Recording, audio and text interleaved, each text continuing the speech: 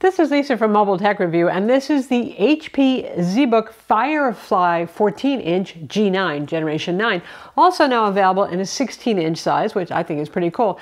It is a 16:10 aspect ratio, basically Ultrabook for the management set. Now, the ZBook line, there's also the Fury and the ZBook Power for those who are really doing serious 2D and 3D design and crunching, all that sort of thing. So this one here, you can get it with just Intel Iris Xe graphics at the very base end, to NVIDIA T550 graphics with 4 GB of VRAM, and that's the one we have. And then there's an RTX A500 option also. So a couple of low-end DGPU options, you get the idea. But it has a few things you won't find in your typical Ultrabook, which is 2 RAM slots for starters. And the set of the 16:10 display options is really good. We're going to look at it now. So what does it mean when you say the selection of displays is good? Well, often, especially in business laptops, and this is very much a business line of laptops, you'll see a bunch of similar low-end displays, really, and you're almost like, why are all these being offered?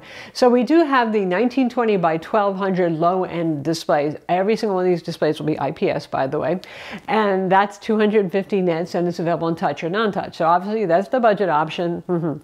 Then there's a low blue light one, that's 400 nit. Then there's the privacy screen options, HP SureView Privacy Guard screen, 1000 nits. It's 1000 nits to maintain that privacy look, not because it's the most bright display you've ever seen, but that's good to have, obviously, for business folks. And then there's what we have, and everybody's favorite is the HP DreamColor display, which is a 2K 2560 by 1600 panel with wide color gamut and a claimed 500 nits of brightness. Ours actually measured a little higher at 518 nits and has 100% of DCI-P3. I was a little disappointed that it didn't quite hit full Adobe RGB, which DreamColor displays often do, but then again, this is the one that's more for the management set and not the folks who are creating assets, so I imagine they figured that was okay.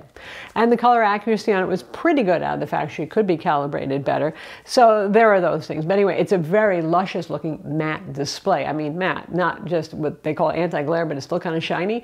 So for those of you who have looked at HP Spectre consumer line of laptops, you know what mirrors those are. This is not that at all, so it's easy to see in a variety of lighting scenarios. It is not a touchscreen, by the way. But a laptop is more than a display. Obviously, aluminum unibody style, aluminum construction.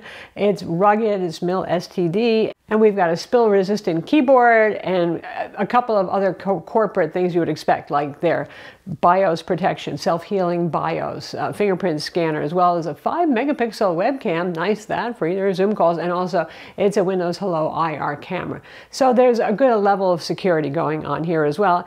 And in fact, it even has that feature, if you want, that has the tamper sensing feature. So if the bottom panel has been removed and somebody's been trying to like swap your data out or whatever, you know, that sort of thing, it lets you know about that. So that's part of what you're paying for when you buy a corporate laptop, and your average Spectre buyer probably doesn't care as much about those things. Pricing for a, again, corporate sort of laptop typically is expensive, right? But then again, there are volume deals, and the prices that I quote you see when you buy a one-off on HP's website, it's going to be very different from IT folks who are buying a whole bunch of laptops at once from HP. But typically this one starts at under $2,000, and if you really max it out, you can go up to $3,000. So the configurations here are Intel 12th generation Ultrabook CPUs. So not 45-watt powerhouse CPUs, but then this is something that weighs 3.26 pounds and under 1.5 kilograms, right? It's not a beefy laptop. And you can go with Core i5 at the low end, Core i7, vPro is available if you need that sort of thing. And we got 2 RAM slots, DDR5, 4800 megahertz. So 64 gigs would be the maximum, which is unusually high, again, for an Ultrabook. So there are some concessions towards performance and to maintenance. Unlike HP's consumer laptops that can be kind of tough to open up, this one's very easy. If you need to service it, it's there. You have an M2 SSD. A variety of SSD capacities are available. TLC NAND used in most. PCIe 4. Ours did decently well on the speed tests. In terms of noise and heat, again, I mean, you have NVIDIA graphics here. The T550 is not going to blow anybody's socks off, but it gives a little bit of extra oomph for a little bit of rendering and all that sort of thing. It doesn't generate a lot of heat or a lot of noise. Now, if you are in management and you have to show off 2D or 3D designs, that is something it's capable of. If you're doing a 2D CAD thing with 3,000 parts, you definitely don't want to use this. You want to use one of the more powerful mobile workstations. But for those folks who just have to display the stuff for approval to clients and all that stuff, that's where it works. And it won't blast your ears off or your client's ears off when you're doing it. Keyboard on this, the feel is pretty good. That HP has been typically doing a very good job of that. Likewise with the trackpad. Trackpad's pretty fast, which means a fairly slick surface. I leave it up to you. Some people like that. Some people like me prefer a little bit more traction in the action. Ports are pretty good on this. Business laptops don't throw away all the legacy ports happily, like USB-A and HDMI and stuff like that. Smart card reader is optional on this. And you have Thunderbolt 4 as well. So you can do the latest cutting edge connect up stuff. So you did want to connect the DGPU to it, you could. Battery life on this, well, it depends on which display you get. You know, I mean, the 2K resolution DreamColor display is very bright and is a pretty big power consumer here, which is the one that we have.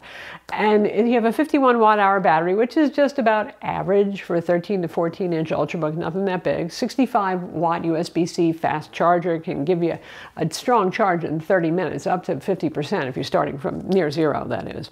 So anyway, on ours, HP claims with the DreamColor display and a Core i7 and all that nice stuff, NVIDIA graphics, that you could get up to 11 hours. I would say for light to medium work, you're looking at about 7 hours with this, with the brightness set to 200 nits. Lastly, it might be a business laptop, but it has Bang & Olufsen stereo speakers that actually have some pretty good sound. So obviously with a nice screen and some nice speakers, if you have some downtime, you could be enjoying yourself. So that's the HP ZBook FireFly 14-inch G9, also available, like I said, in the 16-inch. And as a business Ultrabook goes, it is sturdily built. It's easy to service. I like the RAM slots being there instead of the usual soldered RAM. And you've got your optional 5G here if you need it as well. All the business features you would expect, BIOS protection, all that sort of thing. So, not bad. I'm Lisa from MobileTechReview. Be sure to subscribe to our YouTube channel for more cool tech videos, and thumbs up if you like this vid.